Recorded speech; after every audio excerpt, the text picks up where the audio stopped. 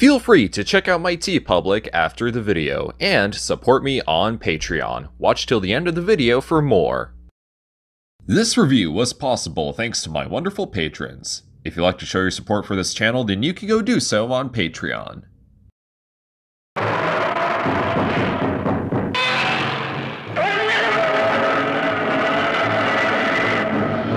It was the 1960s. The monster boom was at an all-time high with numerous Godzilla films, Ultraman, the Gamera series, and many more. One may notice that all these monster properties only feature kaiju as the main attraction. At the time, there weren't many films to feature yokai, with movies like Kwaidan being one of the few exceptions. But in 1968, Kimiyoshi Yasuda, the director of Daimajin, would give us 100 yokai tales, also known as Yokai Monsters 100 Monsters.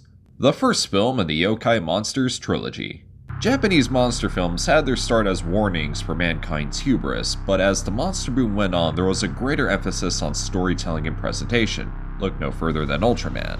But with yokai, creatures that are heavily ingrained in Japanese culture, specifically folklore, allowed for all sorts of creativity and attraction. In 100 Monsters, a greedy landowner wants to tear down a shrine and build a brothel in its place. As a response, the villagers band together and perform a ritual known as the 100 Stories, followed by a purification ceremony. The stories are told, but the purification ceremony is omitted by the landowner, and hell breaks loose. When it comes to Tokusatsu, many would say that some of it is just glorified effects presentations. Now, one may argue that is the case with 100 Monsters, but the film contains some of the most unique effects to be seen at the time. For starters, Rokuro Kubi, a woman whose neck stretches for great lengths.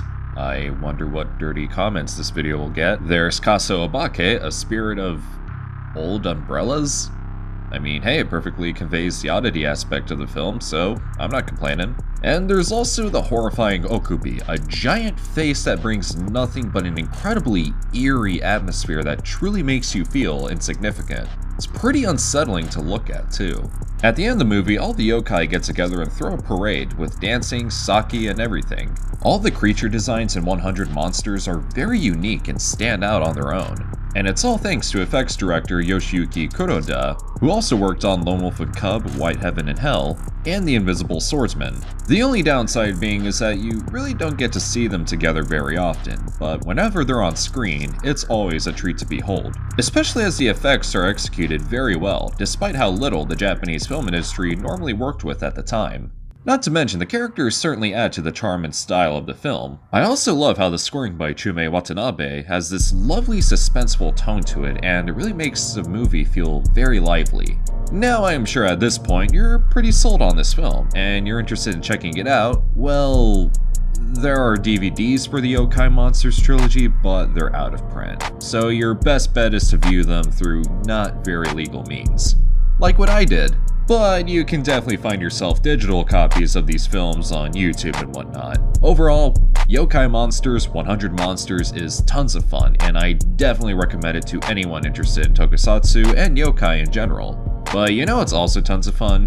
Making videos for you guys. Y'all are awesome, and I cannot be any more thankful. And I'm super looking forward to next time when I review Yokai Monsters Spook Warfare.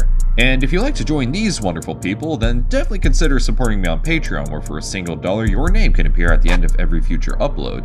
Other than that, you can also get early access to videos, exclusive content, commission video requests, and receive a t-shirt of your choice from my TeePublic.